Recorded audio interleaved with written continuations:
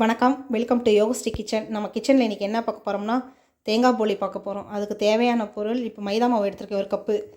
இதை வந்து சேர்த்துப்போம். ஒரு கப் மைதா மாவு, ஒரு 1/2 டீஸ்பூன் உப்பு சேர்த்துக்கலாம். இதை நல்லா பிசைஞ்சு ஒரு 2 மணி நேரம் ஊறணும். 2 மணி நேரம் ஊறட்டும், பிணையலாம். உப்பு சேர்த்தாச்சு. இப்போ மஞ்சப்பொடி 1/4 டீஸ்பூன் மஞ்சப்பொடி சேர்த்துப்போம். மிக்ஸ் பண்ணிக்கலாம்.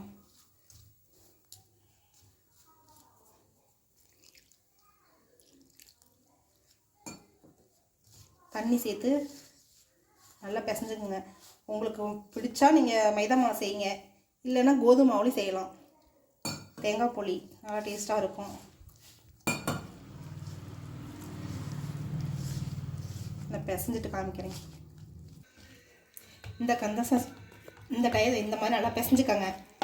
இங்கே பாருங்கள், இந்த மாதிரி லூஸான இருக்கணும். இந்த மாதிரி பிசைஞ்சுங்க. கெட்டியாக சப்பாத்தி மாதிரி பூரி மாதிரி பிசையாதீங்க. மாவு ஸ்டஃபிங் பண்ணுறப்ப டைட்டாக இருக்க மாதிரி இருக்கும். இந்த மாதிரி பிசைஞ்சிட்டு நல்லா எண்ணெய் ஊற்றி ஊற வச்சுருங்க. ஒரு 2 மணி நேரம் ஊறட்டும். நிறைய எண்ணெய் ஊற்றிக்கலாம், அப்புறமே இருத்துக்கலாம்.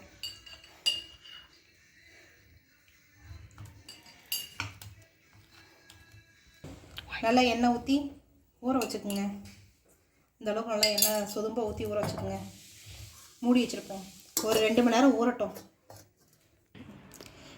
இப்போ உள்ள வைக்க ஸ்டஃபிங்க்கு வந்து தேங்காய் போலிக்கு தேங்காய் ரெடி பண்ணியிருக்கோம். 1 கப் தேங்காய், ஒரு 1/2 கப் வந்து வெல்லம் சேர்த்துருக்கோம். வெல்லத்தை மிக்சியில் நல்லா உடச்சிட்டு வந்துப்போம், பொடியாக்கிக்கலாம்.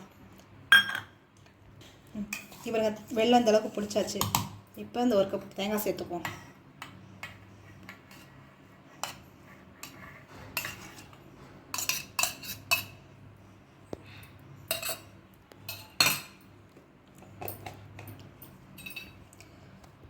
½ டீஸ்பூன் வந்து ஏலக்காய் தூள் சேர்த்துக்கலாம்.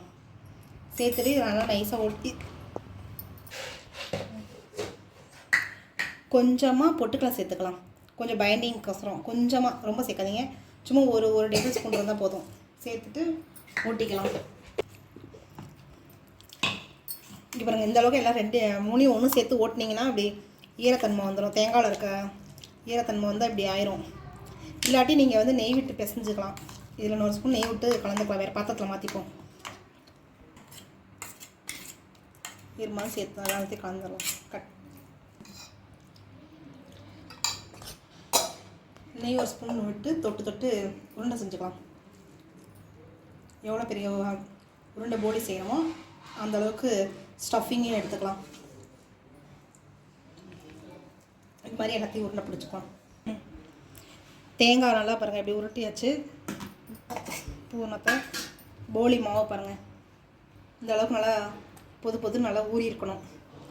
இப்படி ஊறினா தான் ஸ்டஃபிங் செய்ய முடியும். உங்களுக்கு எண்ணெய் வேணாட்டி எண்ணெயை வடிகட்டி வச்சுக்கோங்க. தொட்டு போலி செய்யறதுக்காகும். இது வந்து ஒரு உருண்டையாக எடுத்துப்போம். இந்த மாதிரி உருண்டையை செஞ்சு நான் வந்து ஒரு எண்ணெய் பேப்பரை எடுத்துருக்கேன். எண்ணெய் பாக்கெட் செக்கில் எண்ணெய் வாங்கிட்டு வந்த பேப்பரு, அது வந்து எடுத்து இப்படி பேப்பரை பிரித்து வச்சுருக்கேன். நீங்கள் வந்து பட்டர் பேப்பர் இருந்தால் பட்டர் பேப்பர் தட்டிக்கிங்க, இல்லாட்டி வாழை இலையில் தட்டிக்கிங்க. அந்த மாதிரி செய்யலாம். இப்போ இந்த உருண்டையை எடுத்து வச்சுப்போம்.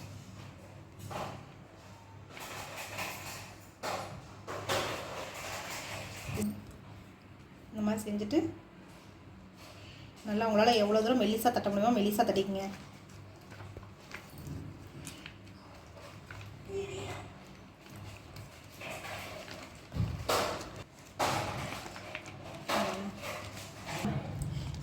இந்த மாதிரி தட்டிக்கலாம். தட்டிட்டு தோசை தவா சூடு பண்ணி வச்சுட்டு அதில் சேர்த்துப்போம். இந்த மாதிரி சுட்டு எடுத்துக்கலாம். நெய் சேர்த்து போலி சுடுறதுக்கு.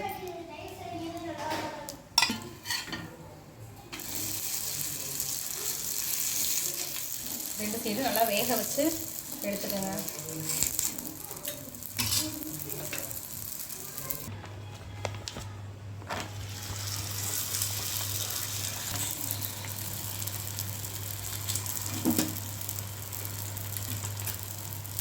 அடுப்பு மிதமான தீயில் வச்சு சுட்டுடுங்க. இப்போ எல்லா போலியும் ரெடி பண்ணியாச்சு பாருங்கள். 2 போலி சுட்டாச்சு. நீங்களும் இது மாதிரி உங்கள் வீட்டில் ட்ரை பண்ணி பாருங்கள். இப்போ வர ஓணம் பண்டிகைக்கு, நாளைக்கு தான் ஓணம் பண்டிகை, அதில் நீங்களும் செஞ்சு பாருங்க. சாஃப்டான போலி ரெடி ஆயிடுச்சு. மீதி இருக்க இது மாதிரி சாஃப்டான போலி செஞ்சு பாருங்கள். நாளைக்கு ஓணம் பண்டிகைக்கு உங்கள் வீட்டில் நீங்களும் போலி செஞ்சு பாருங்கள். இந்த வீடியோ பிடிச்சிருந்தா உங்கள் கமெண்ட்ஸ் எங்களுக்கு போஸ்ட் பண்ணுங்கள். தேங்க்யூ. நல்லா இருக்காடா? நல்ல மீன் சாப்பிட்டு சொல்லுங்கள்.